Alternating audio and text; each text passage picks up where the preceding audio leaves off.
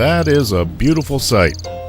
A full moon rising in a clear sky and reflected in the placid waters of Fulton Pond in Mansfield, Massachusetts. And that's exactly where we are here on the 29th occasion of the recording of The Owner's Box After Dark. Yes, we are recording that from inside Studio A at Fulton Pond Studios on Sunday, November 29th, 2020. I am your host, Mark Farinella, the former assistant sports editor, Patriots beat writer, sports columnist, and you name it, for the Sun Chronicle of Attleboro, Massachusetts, which actually quoted my past work in this past week, which kind of surprised me a little bit. Here's the deal, as President Joe Biden would say. I guess they did a very big spread on the lack of high school football games this Thanksgiving because of the ongoing coronavirus pandemic, which has entered its 40th week. Can you believe that? 40 weeks. And part of that, it involved recapping some of the past games that were significant in the Attleboro-North Attleboro series. And in part of that roundup, the writer of the article quoted some of what I wrote about one of the games and actually attributed the quotes to me. The actual writing part was attributed to me, which I didn't think was allowed at the Sun Chronicle these days. Remember, this is the same newspaper that I worked at for more than 40 years, 41, came close to 42. And, under new ownership, for the first time in 50 years, they unceremoniously laid me off 1 month after taking over and 6 months before my stated intention of retiring from the newspaper. So you'd think, they would have let me go just a little bit longer, get everything in order, and then say goodbye on good terms. But no, they just said, yeah, you're gone. And then they barred me from writing a farewell column so I could thank the readership for all of their support for those many years, which was disappointing. Now, the funny thing is, I had left the newspaper once before in 1987, and I did write a farewell column then. So I had to write a not-so-farewell column or a hello again column when I came back in 1989. Actually, I treated it pretty much like the last episode of Dallas, or in that one, or the first episode in that one season where Victoria Principal's character goes to the shower and finds her dead husband in the shower, just taking a shower and saying hi, as if nothing happened. But anyway, it's funny, after all that, when I resumed my duties about a couple of months later as a part-time writer for the Associated Press covering the New England Patriots, the Sun Chronicle ran one of my first stories, and they accidentally ran my byline with it. Now, these days, AP gives you a byline, which they never used to do back in the 20-odd years that I had done the job before as a part-timer, or as we call it, a stringer. But they do now. They give part-timers a byline, and it was funny. I see my byline now more on the Washington Post and on their website than I would on the paper that I worked for 41 years. But this time, my byline actually snuck into the paper, and from what I understand, from what I heard, they reprimanded the desk editor that did that, that did the layouts that day, because they didn't want to call attention to the departure of the writer that had won more awards than anyone else on the entire editorial staff. But I'm not bitter. No, I'm not bitter. Hey, you know what? I'm happy in my retirement.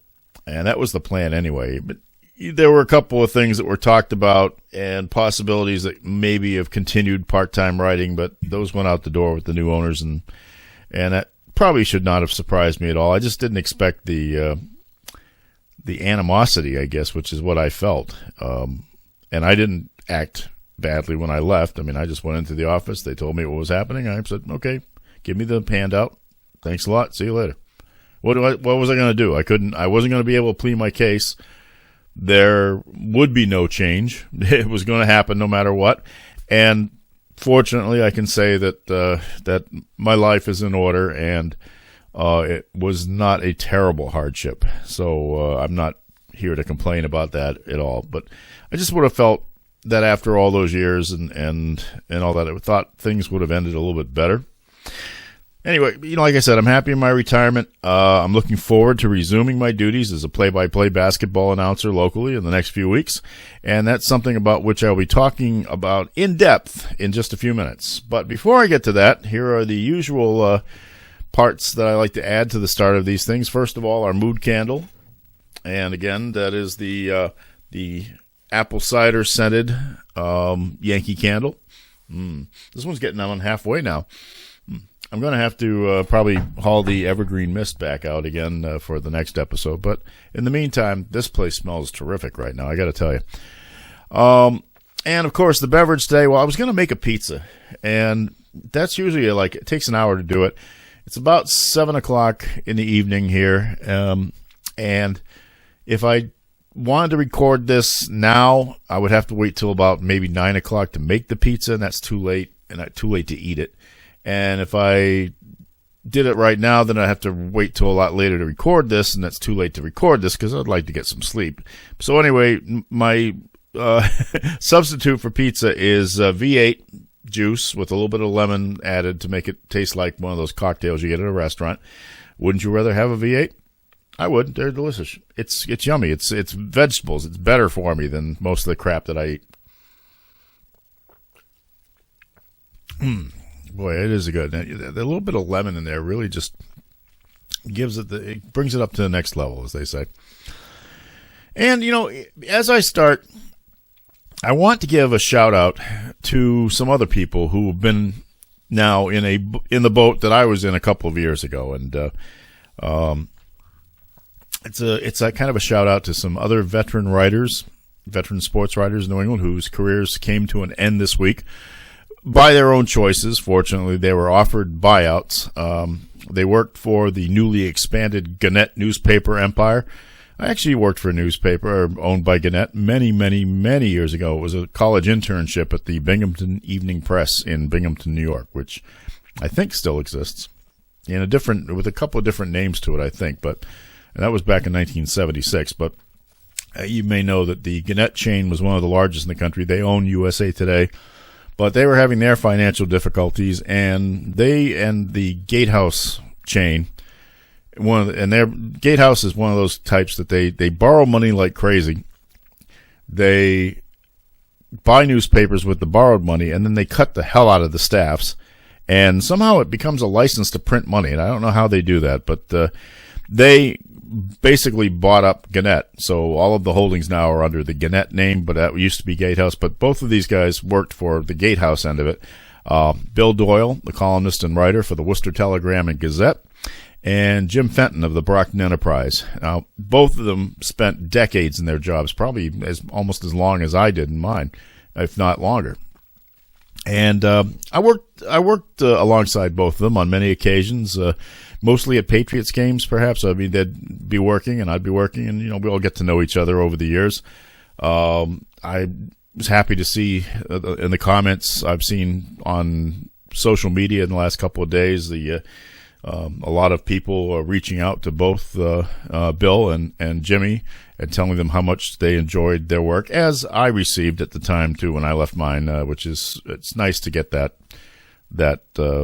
feeling afterwards, especially when you know that if you don't take the buyout, you're probably going to get laid off at some point. So the buyouts tend to be relatively generous.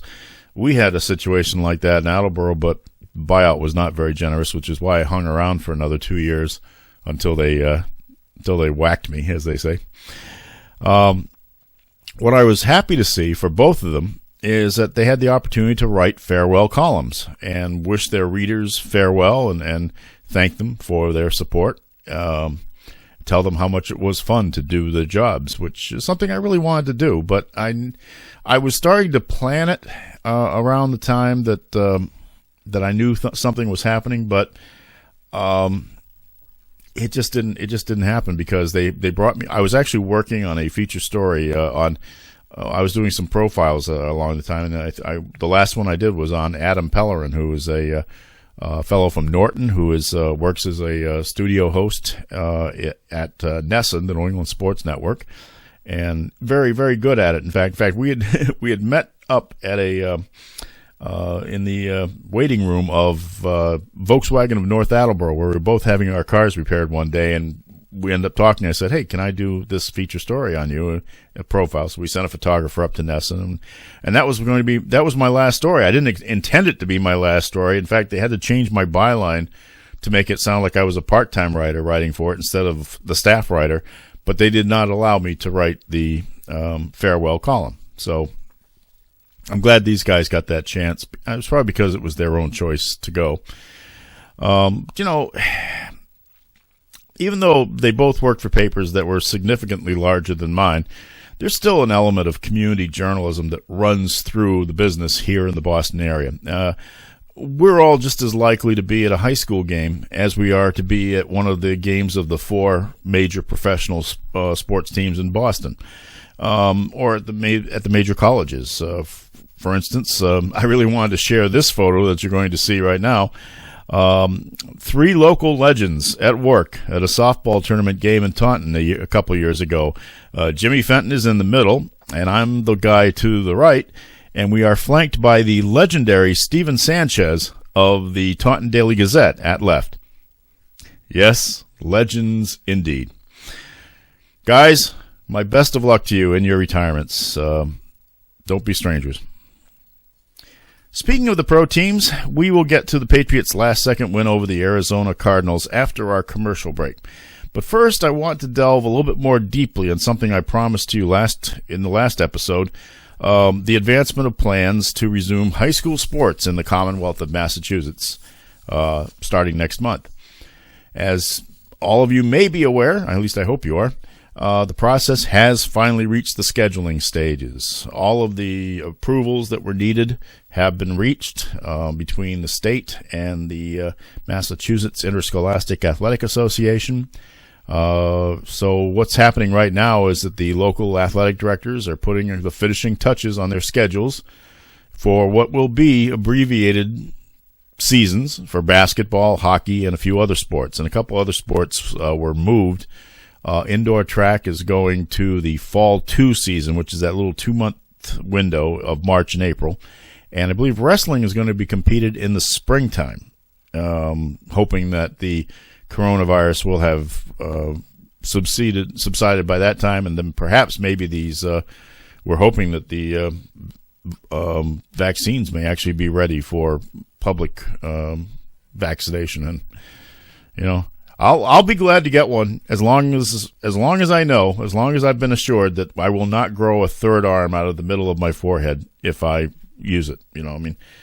Although somebody called me a bald old guy the other day, and I know I've lost some hair. I have a fairly good head of hair for a guy my age. I'll be 67 in a couple of months. A third arm there would cover up a bald spot, but I just don't want that to happen. If we're going to have that vaccine, I hope it works. So, anyway, planning-wise, things are still incomplete, and they're just beginning to become evident to everybody.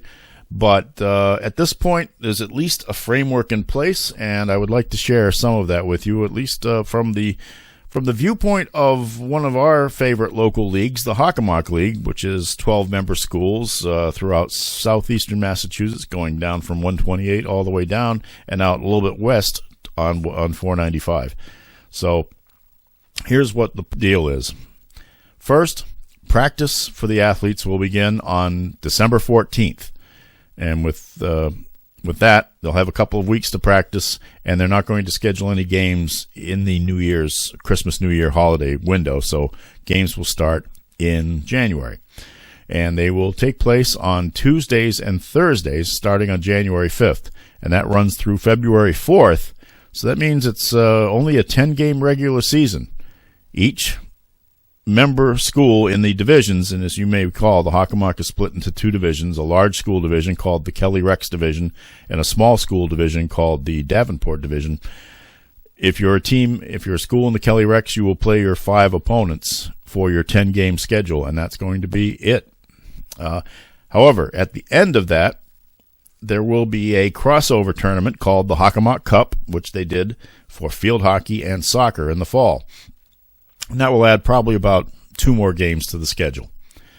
Now, there are going to be some significant changes to the game. And I don't know much more about what's going on in the other sports. I will say this much I know about hockey so far, and it is my intention to do actually a little bit of hockey broadcasting this year too. There will still be checking in the boys' game. Originally, there was a rumor that there would not be checking allowed. There will still be checking allowed, but there won't be any scrums up against the board. So if you got if you got the puck stopped, I better not call it a ball, whatever I'm calling the games. If you've got the puck up against the boards, and other people start to come in and all that, no, they're going to blow their whistle and end that right then and there. So keep that in mind. But there will be some significant changes to how basketball is set up, but not a lot of changes in the game that will make it unrecognizable as it was for some of the fall sports. And a lot of people are still upset about all the changes in soccer with all the whistles and field hockey, which took 4 players from each team off the field. Nobody was happy about that. So, first thing right off the bat, all players, coaches, spectators, media, doesn't matter, you will be wearing a mask at all times inside the gymnasium. I expected that. Look, I've been calling games already wearing a mask. It's not a big deal. And I wear masks. The second I leave this house, I am out in the world. I wear a mask. And I change the masks frequently. I ordered a lot of them on Amazon, so they're all probably Chinese, but what the heck. The game day rosters were originally going to be limited to 12 players per team, but the coaches protested about that. They felt that it was not fair to them to limit the team, so they amended that up to 15, which really is basically no change at all. I mean, hardly any. They will be limited to the 3 coaches on the sidelines, and there are some schools in our area where you have a head coach and you got about 8 assistant coaches up and down the bench. That won't be allowed, so you'll have your head coach and 2 assistants, and if they find some way to stick the other guys up in the stands, I imagine that's what they're going to have to do. Now, there will be some timing changes. First, they're going to increase timeouts from a minute to a minute and 15 seconds. I'm not really sure how that makes a huge difference, but I guess the idea is to promote sanitizing and maybe a little distancing, so that while everybody's trying to grab some hand sanitizer, gives you 15 extra seconds to do that. Halftime is being eliminated altogether, but the time between quarters will now go up to 2 minutes and 30 seconds between each quarter. So that might make a little hard for me as a broadcaster to go down to the scores table and check to make sure that my stats are right at halftime. But I usually keep pretty good stats, and I've got another fellow, either Tommy Faria or Alex Salaki, who'll be doing it for me also, so we'll be able to cross-reference. We'll just have to kill the time ourselves, but that's one way of keeping things moving. Kids won't be going into a locker room. They'll find a place elsewhere in the gym to kind of distance and have their talks, but it'll be pretty quick, and that'll be it.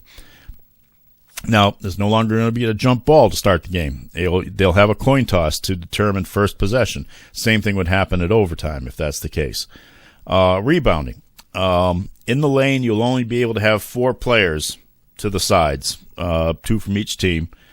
And if it's a 2-shot or 3-shot situation, for those what would be dead ball rebound situations, no, they can't even have anybody on the lane at that point. It's only where there is a possibility of a rebound. That makes sense. In the case of strategic fouling at the end of games, now this is important. Players are supposed to notify the officials of their intention to foul. And if that happens, you can put a light tap on the guy you can foul to make the stoppage, make him go to the foul line, shoot, and then maybe you can get the ball back. You've seen strategic fouling forever. Tends to make the last 5 minutes of a game last 5 hours. But I think that's going to be kind of funny because unless there's some sort of assurance that the other team isn't going to try to exploit that, if you go up to the official and say, I'm going to foul that guy, and he gets the ball and just immediately passes it and they keep the thing moving, they can't foul, which is part of the game normally. I mean, you try sometimes to avoid that strategic foul if you can, unless you're confident that you're going to go to the foul line and hit all your foul shots, in which case, so you just take it and keep things moving that way. But I just wonder, I'll be interested to see how that works. You could get a very crafty team out there who could avoid some of that, and everybody will be upset and people will be screaming at each other. There are a few other tweaks here and there, but nothing terribly different. However, there will be no cheerleaders allowed inside the gymnasium. They don't want anybody else on the end lines. And there will be no concession stands. Oh, my goodness.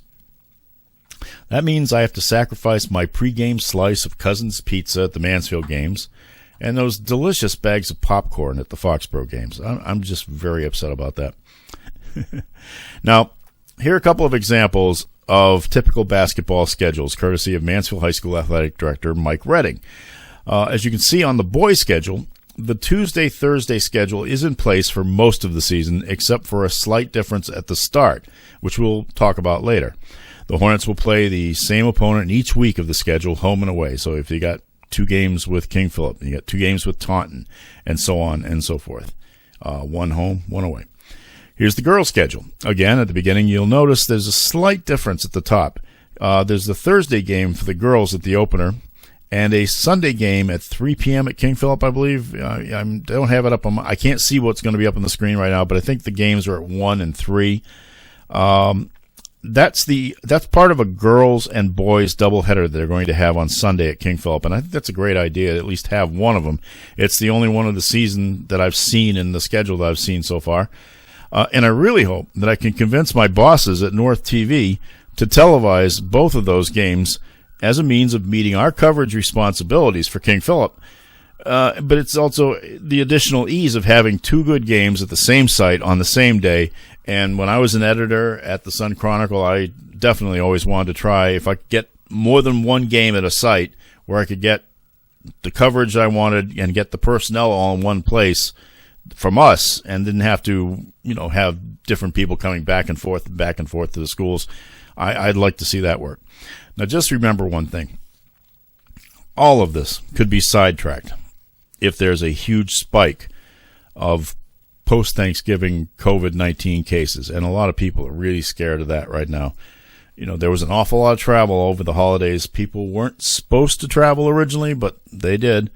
And, some of the people that I've spoken to about these schedules, they're already thinking that their plans to allow fans maybe 25 to 50% of their gym's capacities might become an outright ban. That's yet to be determined. But if somehow we can all keep it together, wear the masks, do everything that we're supposed to be doing, and those COVID-19 numbers can start dropping next month, at least then we'll still have some sort of basketball and other sports, and we can all be thankful for that.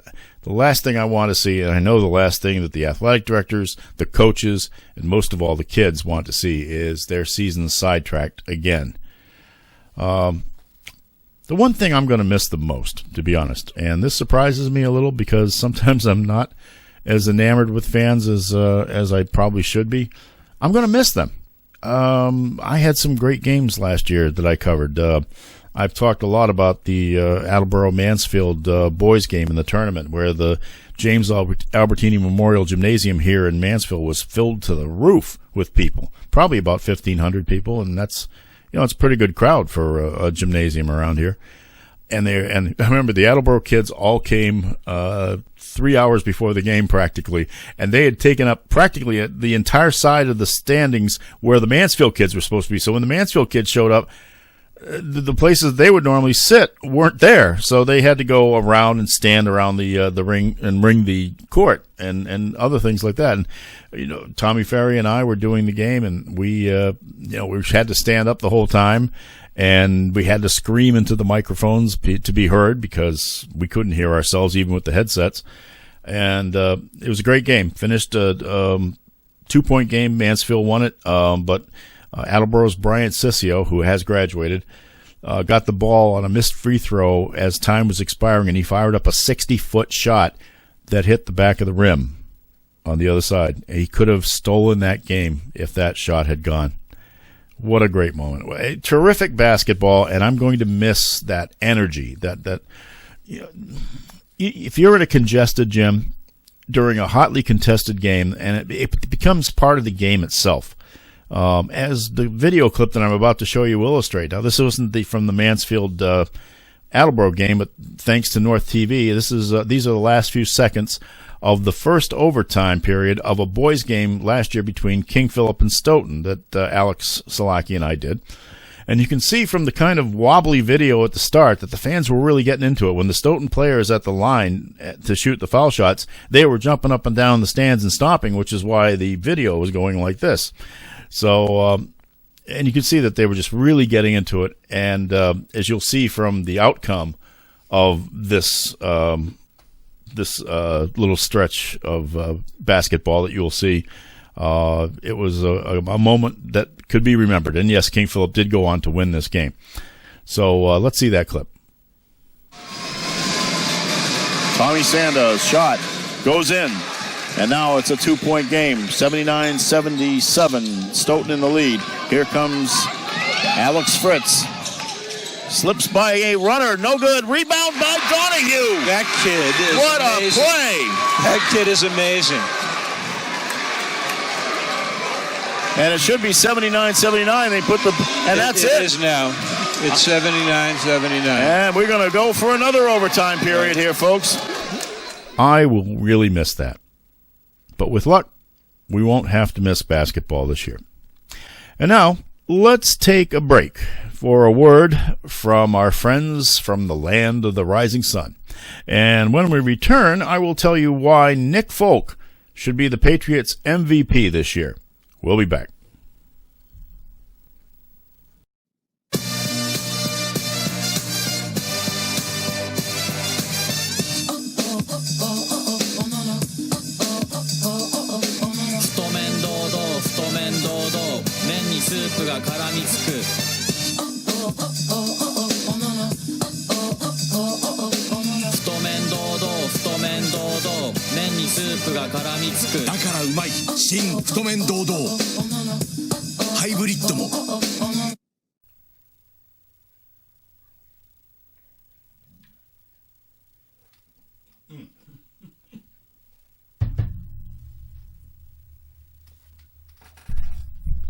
Oh, hello, and welcome back to the Owner's Box after soup. Or actually, it's kind of before soup. You know, I all that slurping in the commercial beforehand made me hungry. And I didn't make my pizza tonight. Probably save that for tomorrow night. But I made something quick and just got started on it. Unfortunately, by the time we come back, I don't really have much time to eat it, so I hope it won't get cold. It's Progresso Italian chicken noodle soup. And I like it because it's about the closest I've found to what my grandmother used to make. My Sicilian grandmother was great with chicken soup. And but there's a difference in what comes out of the can and how I have it. I add, as my grandmother used to add to her soup, she would put some mozzarella cheese into it and let it melt, and also some Parmesan to season it. And it makes for just a great, flavorful experience, you know, just for a cheap can of soup. So I love to do it that way, and that will fill my bill and when I get a chance after this is over. Also, the drink of the evening has been replaced with Diet Dr. Pepper. So, okay, now, before we get to the Patriots game, I mentioned that it's it's coming up in the holiday season, and it's festive, and I've put my lights up, and I'm so happy. I got my tree and my lights. Oh boy, this is my tree. There are many like it, but this one is mine. It's a ceramic tree. It's a little ceramic tree that my mother bought in probably 1948. and she used to have it out as part of our Christmas decorations when I was a child. And then it went in the closet, and it stayed there. And then I moved into this house in 2015. And, of course, I cleaned out most of it from my parents' belongings. And then I found that, and I said, you know what? I'll keep that. That's sentimental. And so I use it. And I had to glue in some of the little bulbs again and replace the light bulb and all that. But it works. I've got it on a timer. It shines at night, and that's my tree. So that's it. And as for outside, I went cheap, and you can see, it's kind of monotonous, but that's what my house does at night. I got one of those little, I can't remember. It's. I think it's got a laser inside it. It's got several light bulbs or something anyway, and it's got reflectors, and so you can change the colors. You have a remote inside. You just stick it in the ground. You plug it in, and it shines on your house. And so rather than having to string things on the plants, and most of we used to have evergreens in front of the house, but those were taken out when the house was renovated, and I don't feel like hanging things on the house. I'm not one to get up on ladders, especially with the knee still killing me. So that does the job, and that's it, folks. It's non-denominational, it's festive enough for me, and happy whatever you celebrate at this time of year. Now let's get down to business, okay? All right. By the way, I'm watching out of one corner of my eye the Patriots. No, I'm sorry. That game's long over, of course. It's the Bears at Green Bay tonight, and I noticed that they've given Al Michaels and Chris Collinsworth the night off. So Mike Tirico is doing the play-by-play, and Tony Dungy, I guess, is doing the color. But on the sidelines is Catherine Tappan, and you might remember her from her local work here in Boston, and she's become big in hockey. But one of her first jobs was working for a friend of mine, my friend Tom Souza, who runs a little bit of a production company and has done several events for major networks, gets the trucks and the cameras and the talent. And he's done Cape Cod League baseball in the summer times for years. Of course, not this year because of the pandemic and the way that ended all that. So he, one of his first hires was as the sideline reporter at the Cape Cod League games was Catherine Tappan, and she went on to do good things. Another one of his hires more recently was Megan O'Brien, who now works for the Patriots and works for a lot of their media outlets. Does all sorts of stuff. She does interviews. She gets on Channel 4 a lot. She does some, she's doing some CBS stuff now too. And she's a Northwestern alum, and hey, go Cats. So, it's just nice to see someone that used to, of course, hang out too here, do the Patriots as well as her hockey responsibilities, and, very friendly soul, and I'm glad to see her doing good things. So, let's get to the Patriots game. All righty. Oh, like I said, Nick Folk gets my vote for MVP of the season for the New England Patriots. Why? He's a kicker, you say. Well, other than him and Jake Bailey, the punter, who the hell is doing anything worthwhile on this team on a consistent basis? Nobody. Today, the Patriots survived, I guess. They emerged as victors 20-17 over the Arizona Cardinals at Gillette Stadium. And, of course, the Cardinals did not have Larry Fitzgerald because he was on the COVID reserve list. Patriots are in better shape in that situation, but they're just not in great shape talent-wise. I mean, it was a miserable first half. Patriots are only trailing 10-7 at the end of the first half, but it could have been worse, and it looked worse. But they had a great defensive stand just before the half, and I think that put them in a better mood coming into the second half because obviously you don't have fans to fire you up or anything like that, but they managed to outscore the Cardinals 10-0 in the third quarter. I just remembered the last time the Arizona Cardinals were here, playing a game here, I believe, Anthony Sherman was playing for them, the fullback for the Kansas City Chiefs, former North Attleboro High School standout, UConn standout. I think that was his rookie year, and he came back to play here after he'd been drafted in the 5th round by the Cardinals originally, and just a memory. Cardinals came back to tie the score. I'm sorry, well, let me just look at the scoring summary here. I watched it. I actually went outside and did a little lawn blowing. I just had to get some leaves out of the way, had to pick up a few things, went for coffee. I was bored stiff by the first half. But yeah, they got it back to 17-17 with, 8:02 left. But the Patriots managed to get the ball back at the end because of some miserable organization on the Cardinal sideline. Cliff Kingsbury, former Patriots backup quarterback who spent 1 year here, all of it on injured reserve, seemed like a nice kid at the time, but now he's the head coach of the Cardinals.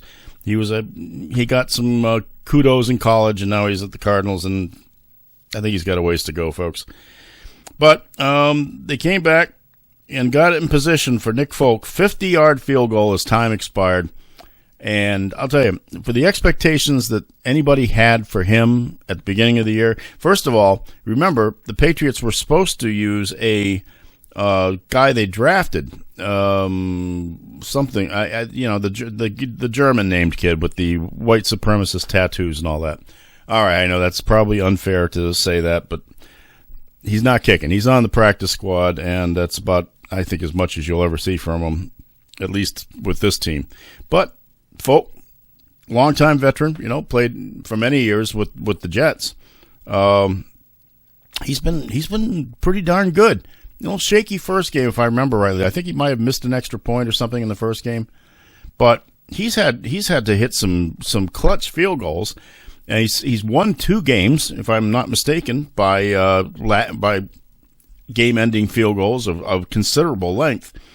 So I gotta admit, let's if there's nothing else to celebrate about this season, let's celebrate the kicker. I mean, why not? Kickers are people too, and like I said, Bailey's doing a great job as a punter too. He's had some very nice punts, and that just goes to show you we've gone from 20 years of being a dominant team here in New England to following a team that went to 9 Super Bowls, won 6 of them. And now I'm getting excited over punters and kickers. That's where we stand. But Tom Brady is 7-5 in Tampa Bay, and the scowl on his face at the end of every loss, including today's loss to the Kansas City Chiefs, even though they came back in that game and they made it close. Brady's not looking like a happy guy these days, and yet Tony Romo today says that he thinks that it's going to be Brady versus Mahomes in the Super Bowl in Tampa. Okay, I'd like to put a few shekels down on that one. All right, so the Patriots are now. Well, first let's go over some of the stats in this game. I mean, rushing not much. Sony Michel is not getting reactivated. Harris had 14 for 47. Newton carried 9 times for 46. Sometimes I think he pulls the trigger on that too fast, though. I really do. James White, 5 for 18. I think he scored twice. I think he did. Let me just check that for make sure. Yes, he did. He had 2 7-yarder and a 1-yarder, so good for James White. I'm happy to see that. Passing, Cam Newton, 9 for 18 for 84 yards. Huh. Holy mackerel. His rating was 23.6. Ouch. He's not the long-term solution, folks. I think that's pretty fair to say that. I mean, I think a lot of people have wanted to really hope that Cam Newton would have just this incredible career revival and to prove everybody wrong in Carolina and say that he's going to come back and he's going to be great. I don't see it. I don't see it happening here. I mean, he is still slow on the draw on some of his decisions. I think he develops binkies too fast. Some days it's Myers, some days it's Bird, and it becomes predictable. He doesn't even have a tight end, and I think he likes to go away from the rushing game if he can't be the rusher. But I sense nothing wrong. I mean, he's not upset with anything. He seems like he's a hard worker. He wants to do what he wants to do. He knows that his career is basically on that little precipice right now, but I think that it's not going to be a long-term future for Cam here. And I don't know if he's this bad and he's still playing, and he was bad today. I mean, he's been good. He's had 300-yard games this year too. But if he's struggling like this now, how bad must Jarrett Stidham be? And I, among many others, was sure that he was going to be the starting quarterback at the start of the season before they signed Cam Newton, because I figured, they've developed him under Brady. Maybe maybe he's ready to make that step up. No, he was not. So, let's see. Myers, 5 catches, 52 yards. Bird, 3 for 7. James White, 1 for -1. And N'Keal Harry was dreadful. 0 for 3. And after a while, there was one play where Newton is sprinting out towards the right sideline. And N'Keal Harry's right there in front of him. He's wide open. And he's wide open. And he's wide open. And Newton still wouldn't go to him. And finally, when he does throw the ball to him, two Arizona defenders finally figured out what the hell was going on, and they converge on him, and of course the pass was incomplete. If you don't have any confidence to throw at a guy when he's open, then what the hell is he doing on the field? Either guy, the quarterback or the receiver, to be honest. So the Patriots are now 5-6. They are they're not on my course to 8-8. But they could get back on track to that if they go out to SoFi Stadium on the 6th and defeat the Los Angeles Chargers, which I now think is possible. The Chargers, another team that has no idea what they're doing in terms of clock management. They had some boneheaded plays in their game today. So I think that's a chance. I think that if they can pick up that game against the Chargers, which I originally had as a loss because this is a 2-game trip to the left coast for the Patriots, if they can pick up that win, then I think they're in pretty good shape to at least finish at 500 this year. But it's not guaranteed. To reach 8-8, the Patriots would still have to beat the Los Angeles Rams on the Thursday night game right after that previous game, and that also is at SoFi Stadium. That would be on Thursday at 8:20, and then they go to Miami to face the Dolphins. Remember, the Dolphins don't suck this year, and well, I'm not going to say this could be Brady's thing.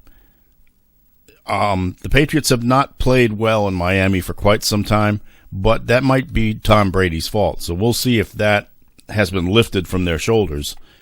So, but they still go down to Miami, and then they have to play the Bills at home on Monday Night Football on December 28th. And, of course, the Bills are leading the division, and they smell blood. They feel that the chance is finally there for them to break the Patriots' long stranglehold on the divisional championship. So I still think it'll be a tough game, but that's a tough one for them to pick up on that. And no matter what, I think the Patriots beat the Jets on January 3rd in the finale. I mean, come on. That's the Jets. They are awful. They ought to call them the propeller planes. But if they won out, the Patriots would be 10-6. That might get them to the playoffs. 9-7, chance. Anything below that? No. I wouldn't get excited over it. So let's just look at it and say, you know what? At least they're competitive. We'll see what happens. The Chargers game is the linchpin. That's where everything could go or from there. So whatever that means. All right. Now, to sum up a few other things before we go, and we will be going shortly. Unfortunately, my beloved Northwestern Wildcats, cue the music, they did lose to Michigan State on Saturday, and that was a Michigan State team with only one victory. It was 29-20. The Cats got off to a horrible start. They were trailing 17-6 at halftime, but they fought back, and they took the lead at 20-17 with 13:54 left to play on a Cam Porter 3-yard run. Michigan State got a couple of field goals, including just one winged duck, I called it, from 48 yards out. They got over to give them the lead.